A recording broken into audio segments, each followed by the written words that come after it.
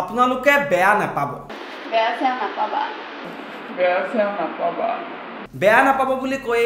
এগৰাকী মহিলাই উৎকোচ হিচাপে ললে ৭০,০০০ টকা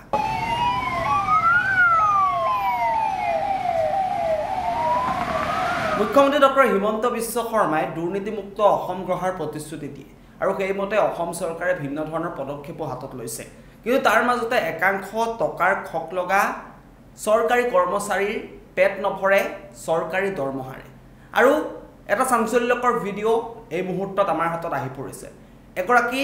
কৰ্মচাৰী আৰু সেই কৰ্মচাৰী গৰাকীক দিয়া হৈছে টকা এগৰাকী যুৱতীৰ পৰা কৰ্মচাৰী গৰাকীয়ে লৈছে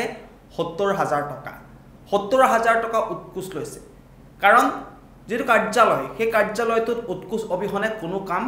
সমাপন কৰা নহয় এজন ভুক্তভোগী আৰু সেই ভুক্তভোগীয়ে ৭টা বছৰ ধৰি কাৰ্যালয়টোলৈ অহা যোৱা কৰি আছিল আৰু কাৰ্যালয়টোলৈ অহা যোৱা কৰাৰ উদ্দেশ্য আছিল মৃত পিতৃৰ জমা ধন আৰু পেঞ্চনৰ ধন মুকলাই আনিবলৈ আৰু ৭টা বছৰ দিন ধৰি কাৰ্যালয়টোলৈ আহিছিল কিন্তু কাৰ্যালয়টোৰ কৰ্মচাৰী গৰাকীয়ে ভিন্ন ধৰণৰ অজুহাত দেখুৱাই আহিছিল আৰু টকা দাবী কৰিছিল কাৰণ তেওঁলোকক উৎকোচ লাগিবই উৎকোচ নহলে তেওঁলোকৰ কোনো কামেই সমাপন নহয়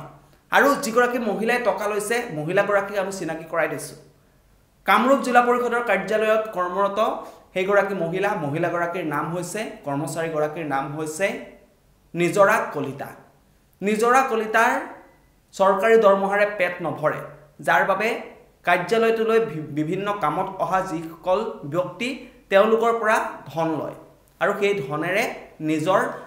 আৰামদায়ক জীৱন পাৰ কৰে পুৱাই কাৰ্যালয়লৈ আহে আৰু দিনটোত এটাই ধান্দা কৰে যে কেনেকৈ কাৰোবাৰ পৰা ২ টকা হৰকাব পাৰি কেনেকৈ কাৰোবাৰ পৰা উৎকোচ ল'ব পাৰি আৰু ৭ বছৰ কাল ধৰি এটা ভুক্তভোগী পৰিয়ালে কাৰ্যালয়টোলৈ অহা যোৱা কৰি আছিল কৰ্মচাৰী নিজৰা কলিতা নামৰ কৰ্মচাৰী গৰাকীক অনুৰোধ কৰি আছিল যাৱতীয় নথিপত্ৰ সকলো জমাও দিয়া হৈছিল যিসমূহ প্ৰমাণ লাগে সকলো প্ৰমাণ দিয়া হৈছিল জমা দিয়া হৈছিল কিন্তু তাৰ পাছতো তেওঁলোকৰ কামটো হৈ নুঠিল সেয়ে অৱশেষত অতিষ্ঠ হৈ গ'ল আৰু এগৰাকী যুৱতীয়ে মোবাইল কেমেৰাত গোপনে আবদ্ধ কৰিলে কৰ্মচাৰী গৰাকীক ধন দিয়া ভিডিঅ'টো আৰু জানিব পৰা মতে ৭০,০০০ টকা লৈছে মহিলা কৰ্মচাৰী নিজৰা কলিতাই এটা প্ৰশ্ন উত্থাপন হৈছে এনেকুৱা ধৰণৰ দুৰ্নীতিপৰায়ণ যিসমূহ কৰ্মচাৰী আছে সেই কৰ্মচাৰীসমূহক কেতিয়া নিৰ্মূল কৰিব পৰা হ'ব আমি দেখি আহিছো উৎকোচ লৈ বহুতো বিষয়া গ্ৰেপ্তাৰ হৈছে আৰু এগৰাকী মহিলাও হয়তো তেনে ৰখাই হ'ব কিন্তু এনেকৈ দেখি থকাৰ পাছতো একাংশ টকাৰ খকুৱা কৰ্মচাৰীয়ে কিয় বাৰে বাৰে একে ধৰণৰ কাণ্ড সংঘটিত কৰে আমিও দেখি আহিছো বা আপুনিও কেতিয়াবা বিভিন্ন ধৰণৰ কাৰ্যালয়লৈ যায় আপুনিও কাৰ্যালয়ত আপোনাৰ কাৰ্যালয়টো নিজৰ কিছুমান ব্যক্তিগত কামত যায় বা পৰিয়ালৰ কিছুমান কামত যায় যেতিয়া আপোনাক বাৰে বাৰে আপোনাৰ সকলো নথিপত্ৰ জমা দিয়াৰ পাছতো যদি আপোনাৰ কামটো হৈ নুঠে তেতিয়া নিশ্চয় আপুনিও অতিষ্ঠ হয় ঠিক তেনেকৈ সেই পৰিয়ালটো অতিষ্ঠ হৈছিল আৰু কৰ্মচাৰী গৰাকীৰ যি কৰ্মকাণ্ড সেই কৰ্মকাণ্ডত অতিষ্ঠ হোৱাৰ পাছৰ পৰা কৰ্মচাৰী গৰাকী যেতিয়া তেওঁলোকক বাৰে বাৰে টকা দাবী ধমকিৰে টকা বিচাৰি আছিল তেওঁলোকে টকা যোগাৰ কৰিব পৰা নাছিল কাৰণ ৭০,০০০ টকা কম টকা নহয় ৭০,০০০ টকা অৱশেষত তেওঁলোকে জমা কৰিলে আৰু জমা কৰি কৰ্মচাৰী গৰাকীক দিলে আৰু গোপনে সেই যুৱতী গৰাকীয়ে মহিলা গৰাকীয়ে উৎকোচ লোৱা ভিডিঅ' মোবাইল কেমেৰাত আবদ্ধ কৰিলে আৰু সংবাদ মাধ্যমসমূহলৈ সেই ভিডিঅ'টো প্ৰেৰণ কৰি দিয়া হ'ল আৰু তাৰ পাছতে এতিয়া মহিলা গৰাকী বা মহিলা কৰ্মচাৰী নিজৰা কলিতাক লৈ চৰ্চা চলিছে সকলোৱে দাবী জনাইছে তেওঁলোকক বৰখাস্ত কৰিব লাগে নিলম্বন কৰিব লাগে চাকৰিৰ পৰা কাৰণ এনেকুৱা ধৰণৰ কৰ্মচাৰীৰ পৰা এনেকুৱা ধৰণৰ চৰকাৰী কাৰ্যালয়ত কৰ্মৰত কৰ্মচাৰীৰ পৰা কোনো কাম সুচাৰুৰূপে যে হ'ব আশা কৰিব নোৱাৰি কাৰণ তেওঁলোকক লাগে কেৱল ধনৰ বিনিময়তহে তেওঁলোকে এখন কাগজ আনখন টেবুললৈ পঠিয়ায় ধনৰ বিনিময়তহে তেওঁলোকে এটা চহী কৰে ধনৰ বিনিময়তহে যিসমূহ প্ৰাপ্য থাকিব লগা থাকে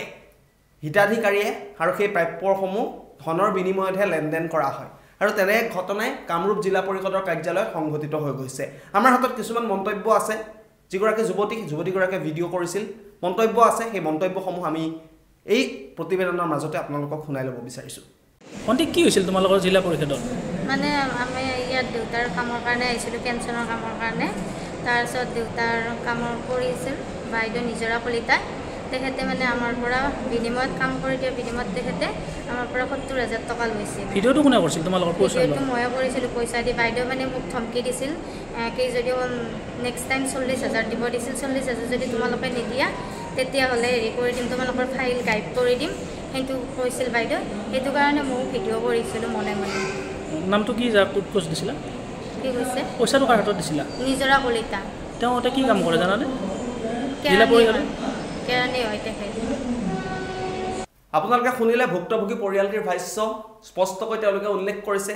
মহিলাগৰাকীয়ে মহিলা কৰ্মচাৰী নিজৰা কলিতাই তেওঁলোকক 70,000 টকা দাবী কৰিছিল আৰু 70,000 টকাৰ বিনিময়ত তেওঁলোকৰ কামটো কৰি দিয়াৰ প্ৰতিশ্ৰুতি প্ৰদান কৰিছিল গতিকে ভাবক এনেকুৱা ধৰণৰ দুৰ্নীতিপৰায়ণ কৰ্মচাৰী অসমত আৰু কিমান আছে প্ৰত্যেকটো কাৰ্যালয়তে হয়তো দুই এজন এনেকুৱা ধৰণৰ কৰ্মচাৰী আছে যিমান ন্যায়িকৈ কাম কৰা সুচাৰুৰূপে কাম কৰা কৰ্মচাৰী তাৰ তুলনাত এনেকৈ ঘুষখোৰ বা টকাৰ লোভীয়া কৰ্মচাৰীৰ সংখ্যা কিন্তু বেছি মুখ্যমন্ত্ৰী ডক্টৰ হিমন্ত বিশ্ব শৰ্মালৈ অনুৰোধ জনাইছোঁ পৰিয়ালৰ লোকৰ অভিযোগ উত্থাপন কৰিছে আৰু আমিও এই অনুষ্ঠান এই প্ৰতিবেদনৰ জৰিয়তে অনুৰোধ জনাইছোঁ এনেকুৱা ধৰণৰ যিসমূহ কৰ্মচাৰী আছে সেই কৰ্মচাৰীসমূহৰ বিৰুদ্ধে কৰ্মচাৰীসকলৰ বিৰুদ্ধে অতি শীঘ্ৰে তৎকালীন ব্যৱস্থা গ্ৰহণ কৰক অন্যথা যিসমূহ চৰকাৰী কাৰ্যালয় আছে য'ত মানুহে চৰকাৰী সুবিধা লাভ কৰিম বুলি যায় বিভিন্ন কাম কাজৰ বাবে এপ্লাই কৰে বিভিন্ন ধৰণৰ হিতাধিকাৰী বা আঁচনিৰ কিছুমান কাম সমাপন কৰিবলৈ বিভিন্ন কাৰ্যালয়লৈ যায় কাৰণ প্ৰত্যেকটো বিভাগৰে ভিন্ন ভিন্ন কাৰ্যালয় আছে আৰু কামৰূপ জিলা পৰিষদৰ যিটো কাৰ্যালয় সেই কাৰ্যালয়টোত কৰ্মৰত হৈ থকা নিজৰা কলিতা নামৰ মহিলাগৰাকীৰ বিৰুদ্ধে অতি শীঘ্ৰে কিবা এটা বিহিত ব্যৱস্থা গ্ৰহণ কৰিব লাগে কাৰণ এনেকুৱা ধৰণৰ কৰ্মচাৰীৰ ফলতেই আমাৰ যিসমূহ প্ৰাপ্য থাকে জনতাৰ যিসমূহ প্ৰাপ্য থাকে সেই প্ৰাপ্য লাভৰ পৰা বঞ্চিত হয় কাৰণ নিজৰা কলিতাৰ দৰে একাংশ কৰ্মচাৰী চৰকাৰী টকাৰে চৰকাৰী দৰমহাৰে পেট নভৰে তেওঁলোকক লাগে বাহিৰা টকা তেওঁলোকক লাগে উৎকোচৰ ধন তেওঁলোকক লাগে ঘোষৰ টকা আৰু তেওঁলোকে বিচাৰে বিলাসী জীৱন আৰু তেওঁলোকে চৰকাৰী দৰমহাৰ উপৰিও আন কেনেধৰণে বক্ৰ পথেৰে ধন আদায় কৰিব পাৰি বক্ৰ পথেৰে কেনেকৈ নিজৰ পকেট গৰম কৰিব পাৰি তাক লৈ ব্যস্ত হৈ থকা পৰিলক্ষিত হয় গতিকে নিজৰা কলিতা নামৰ মহিলাগৰাকীৰ লগতে আন যিসমূহ কৰ্মচাৰীয়ে এনেকৈ বেআইনীভাৱে বা যিসমূহ ধন সৰকাইছে বক্ৰ পথেৰে যিসকলে ধন সৰকাইছে তেওঁলোকৰ বিৰুদ্ধে অতি শীঘ্ৰে বিহিত ব্যৱস্থা গ্ৰহণ কৰিব লাগে